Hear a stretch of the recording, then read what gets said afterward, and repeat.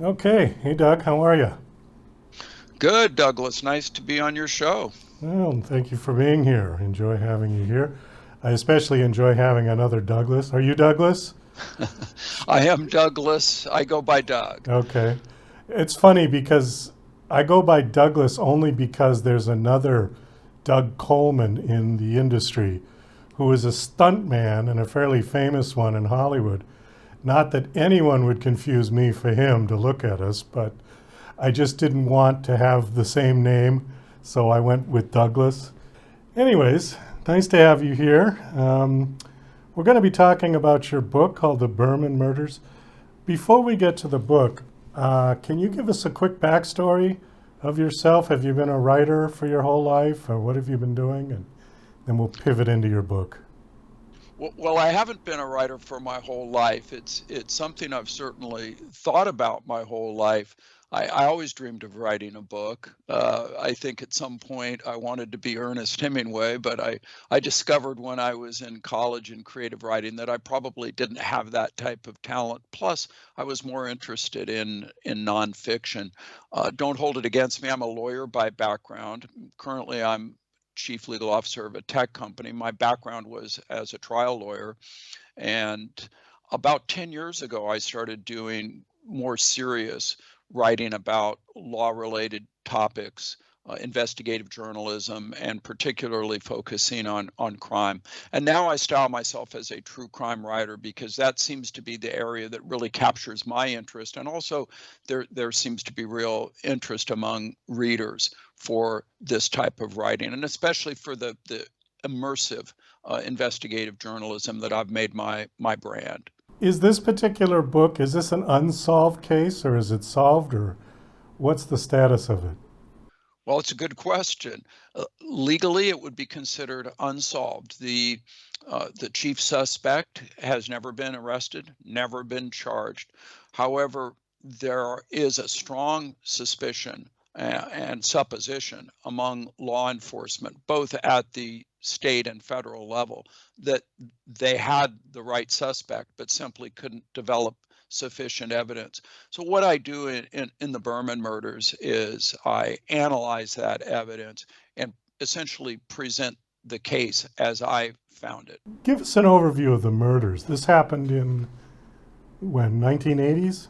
1986, January 1986, a couple from the California coast, you might style them as a hippie couple, kind of unassuming people, had some issues in their marriage in the prior year, but they had gotten back together and were taking a romantic getaway trip. And the place they chose to go is very extraordinary. That's what drew me to the story. It's a desert valley that's now part of Death Valley National Park, but very isolated. To get there, you have to take a two-lane highway through an area that could reasonably be considered the middle of nowhere. And from there, turn onto a dirt road that's 50 rugged miles into one of the most isolated locales in the Western United States, just this pristine desert wilderness. And in the middle of this wilderness is hot springs, natural hot springs that have been developed over the years by hippies and counterculture types and desert rats into an oasis of stone and concrete soaking pools. It's really a remarkable spot, clothing optional. Most people don't wear clothes. They were camping at this location, got up early one morning to take a morning walk, and they never came back. I'm skirting around the story because I don't want to give it all away. We want people to buy the book. Or is this Well, all we can public information at this point? Well, yeah. I mean, I've published a lot of articles about the case, including a cover story in LA Weekly that actually drew some prison informants to come forward. So I don't mind saying that their bodies turned up almost 3 years later, quite a few miles away in what you might characterize as a shallow grave. They'd been very cleverly concealed. Their clothing had been removed.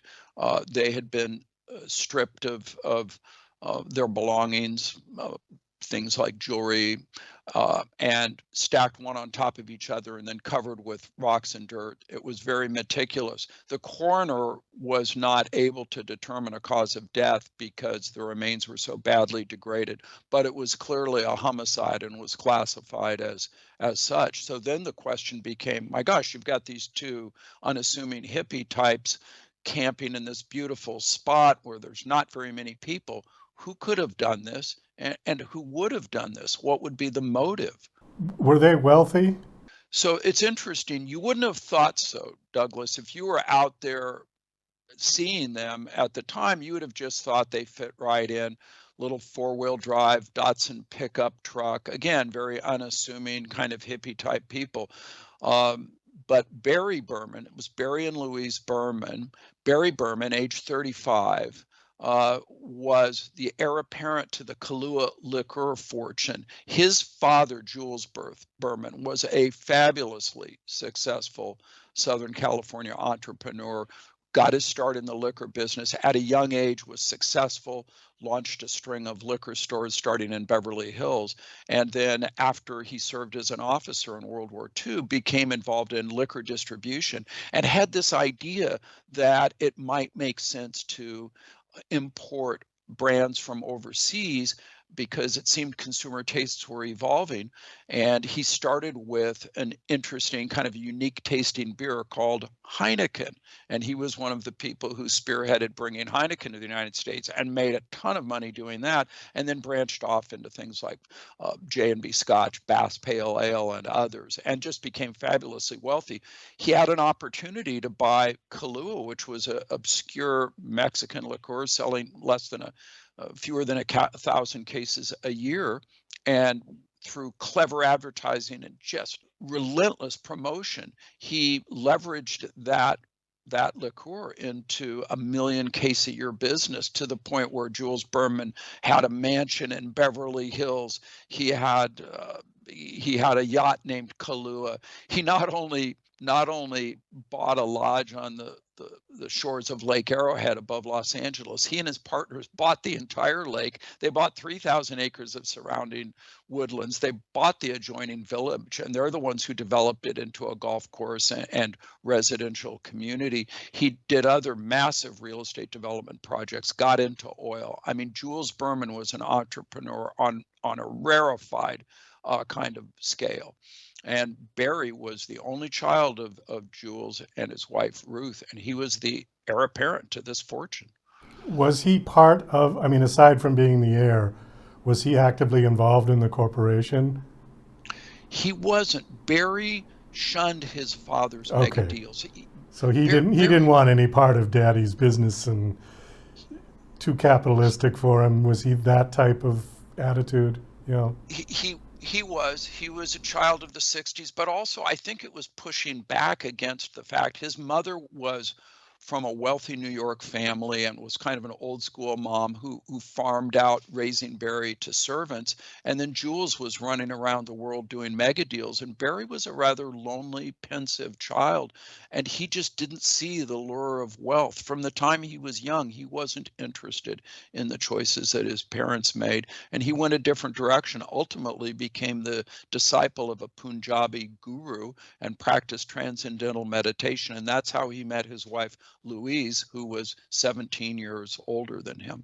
Just from when you described how the bodies were discovered, instantly I thought that was a little too precise for this to be a sort of random robbery gone bad, especially way out in the middle of nowhere.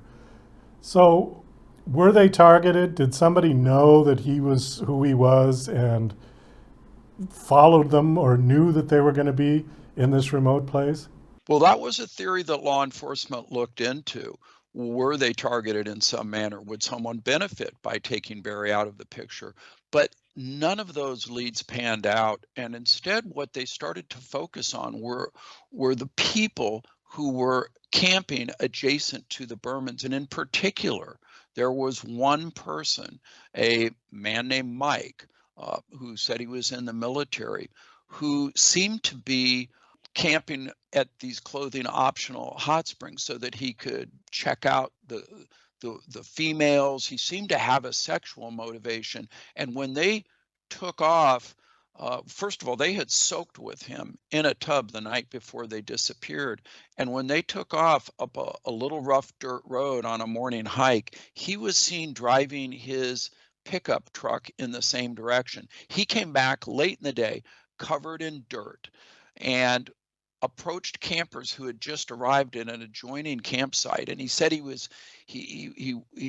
had quit smoking, but he wanted to trade a can of peaches for a pack of smokes. And as he stood there talking to these new arrivals, the woman was very young and very pretty. He starts floating with her the idea of a threesome. So he disappears in the same direction as the Bermans all day. They don't come back. He does. He's covered in dirt. He wants a cigarette, even though he's tried to quit smoking. And now he's charged up and trying to get sex from strangers that he just met. This put law enforcement on a high alert that maybe this guy had some kind of a creepy sexual motivation, and he went off the rails, and that's what resulted in the Bermans' deaths. We've got just about 2 minutes. I want to read one of these talking points, which might be related to what you just said. And then we're going to close it at that and let people buy the book. How accusers of the chief suspect stood boldly before the court in his pedophile assault case and told their truth so many years later. So is this the guy? Is this the Mike guy that you had just mentioned?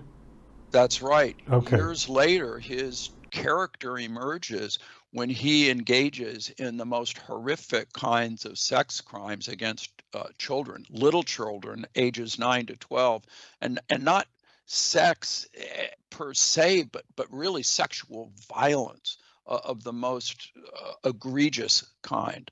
So I think on that we're going to wind this down, and I think that that's going to leave people intrigued. I know I am. But thank you so much for coming on. The book is called The Berman Murders. It is out now? The book is out. You can find it on Amazon, Barnes & Noble, on my website, Doug Kari. It's Kari, DougKari.com. Or just Google Doug Kari, and you'll see it, Douglas. And I really appreciate the opportunity. As you know, there's a lot of twists and turns in the book, and it's real life. I mean, and in fact, still to some extent going on right now. How long has the book been out? The book has been out since March 5.